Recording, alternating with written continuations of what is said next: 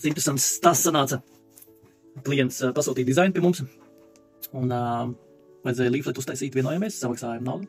Nu, nelielu naudu mēs daudz neprasām parasti. Ja nav kaut kas super ultra oriģināls vai unikāls. Un pa stolu rakstīja, ka 2-3 dienas darba izpildēja pēc samaksas. Un pienāk otrā dienas vakars, un klients man rakstā, kur ir? Tā kā, kas noticies, kāpēc neko nesūtu? Es tā šokā domāju. Sāk pētīt e-pastu, kad nekur neatrast, kas pa vainu, tā kā 2-3 darbdienas izpildēja, ne? Klients dusmīgs ritīgi, raksta kaut ko, un tad nevienu vēstuli, jā. Es tad sāku pētīt, skatos, nevar atrast neko, nu, tā kā 2-3 dienas tā arī bija sarunāts, nu, tā kā, rakstu klientam, tad kas pa vainu, kur rakstīts uz tā print screen, un mēs vienojāmies pēc apmaksas. Tik darba dienas, pie tam nes dienas, jā, darba dienas, tas arī svarīgi, to vienmēr minu, jā, jo ir dienas un darba dienas, bija darba dienas, jā.